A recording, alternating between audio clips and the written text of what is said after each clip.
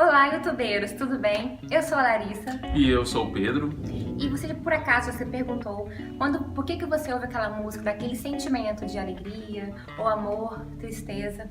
Teu nome para isso, a teoria dos afetos ou teoria de Etos. Isso aí, a teoria de Etos ou teoria dos afetos, vem lá da Grécia Antiga, com Sócrates tentando determinar o porquê que as pessoas tinham sentimentos diferentes ao ouvir as escalas modais, as escalas gregas, como são chamadas. Ele começou a analisar de que as pessoas tinham sentimentos de tristeza, tinham sentimentos de alegria, de euforia, ouvir determinadas músicas.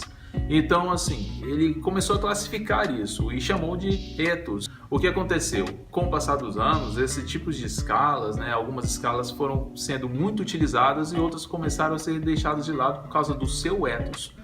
Isso mesmo. E na Grécia Antiga, eles davam muito valor aos afetos e eram usados em momentos oportunos. Então, foi lá na época, lá na antiguidade, período medieval, em que esse tipo de música, esse tipo de escalas foi deixado de utilizar pelo sistema eclesiástico. Muitos anos ficou sem esses tipos de músicas, até o início do século XIV, no período renascentista, onde a música começou a mudar. Foi utilizado polifonia, alturas diferentes, notas com tempos diferentes, ritmos diferentes, A igreja ela começou a utilizar de músicas mescladas com sacras e profanas. E música profana não é uma música depravada ou algo do tipo, é uma música que não é sacra, é como se fosse hoje uma música de MPB, uma música mais alegre, mais ritmada, tá bom? E nessa renascimento foi uma época em que as músicas começaram a ser escritas, começaram a ser ouvidas de formas diferentes, começou a ser escrita a música para ser deixada para próximas gerações, e houve esse renascimento da música. E foi nesse período em que um homem chamado Johann Mattheson surgiu na Alemanha. Ele estudou desde pequeno música e muitos outros tipos de artes. Escreveu um tratado chamado Orquestra Recém-Inaugurada. Esse tratado ele serve para pessoas leigas, quanto para os melhores instrumentistas, os melhores compositores da época. Então, o que ele dizia nesse tratado? As pessoas elas estavam compondo de forma muito ignorante, de forma muito reservada, e não davam espaço para coisas novas. Então, foi por isso que ele escreveu esse tratado com quase 350 folhas, para as pessoas entenderem como deveria ser as composições daquela época.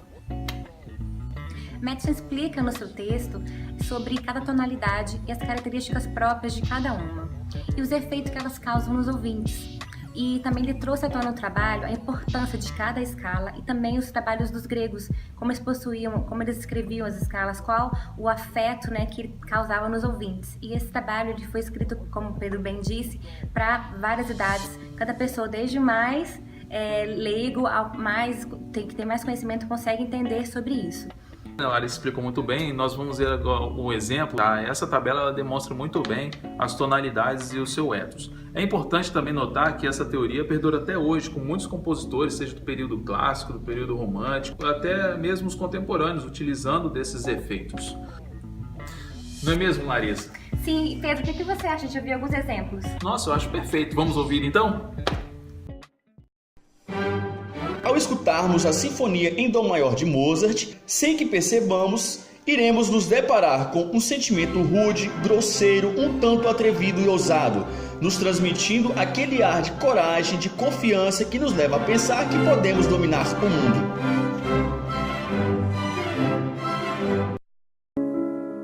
Ludwig van Beethoven foi um compositor alemão no período de transição do classicismo e o romantismo. Compôs a sonata de número 14. 5 anos depois de sua morte, o crítico Hell Stab apelidou de Sonata ao Luar. Ela está em dó menor, e o afeto que ela traz é amável, ao mesmo tempo muito triste.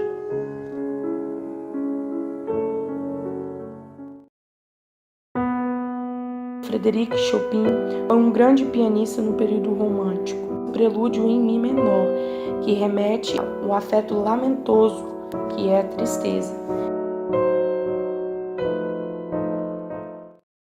Isso, agora você entende melhor o porquê que quando você ouve aquela música, você sente aquele sentimento, ou fica triste, ou fica alegre, não é?